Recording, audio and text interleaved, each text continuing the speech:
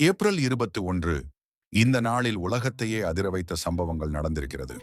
ஒரு பேரரசி பிறந்த நாள், ஒரு உலக புகழ்பெற்ற நகரம் உருவான நாள் மற்றும் ஒரு விஞ்ஞான புரட்சி ஆரம்பமான நாள். ரெடியா இருக்கீங்களா? போலாம். வீடியோக்குள்ள போறதுக்கு முன்னாடி நம்ம சேனலை சப்ஸ்கிரைப் செய்ய மறக்காதீங்க. நீங்க செய்யற ஒரு லைக் அண்ட் சப்ஸ்கிரைப் தான் எங்களை நெக்ஸ்ட் வீடியோ போடுறது மோட்டிவேட் பண்ணும். ரோமா நகரத்தின் பிறப்பு ஏப்ரல் 21 கிமு 753.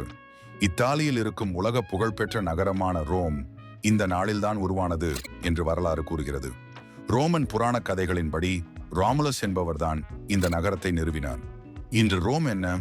கொலோசியம் வேட்டிகன் அருகில் உலக கலாச்சாரத்தின் மையம், ஒரு சிறிய குடியிருப்பிலிருந்து உலக பேரரசாக வளர்ந்த நகரம். அதுதான் ரோம். குவீன் எலிசபெத் II பிறந்த நாள் ஏப்ரல் 21, 1926. பிரிட்டிஷ் வரலாற்றில் நீண்ட காலம் ஆட்சி செய்த குவீன் எலிசபெத் II இந்த நாளில் பிறந்தார். அவர் 1952 முதல் 2022 வரை 70 ஆண்டுகள் ஆட்சி செய்தார். அவரின் ஆட்சி காலத்தில் உலகம் முழுவதும் பெரிய மாற்றங்கள் நடந்தன. அவரின் அமைதியான தலைமையே அவரை உலகம் முழுக்க மதிக்க வைத்தது.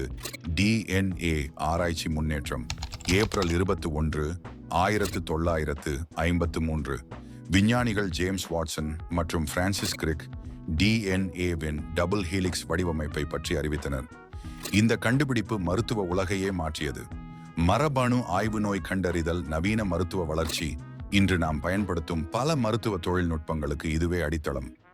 ஏப்ரல் 21 பிறந்தவர்கள்: டோனி டான்சா 1951, பிரபல ஹாலிவுட் நடிகர் ராபர்ட் ஸ்மித் 1959, த கியூர் இசைக்குழுவின் முன்னணி கலைஞர்.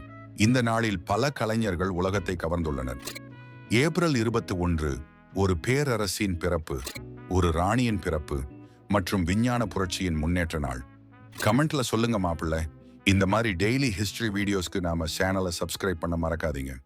டோமரோ இன்னொரு அதிர்ச்சி நாளுடன் சந்திப்போம். Until then, history never sleeps.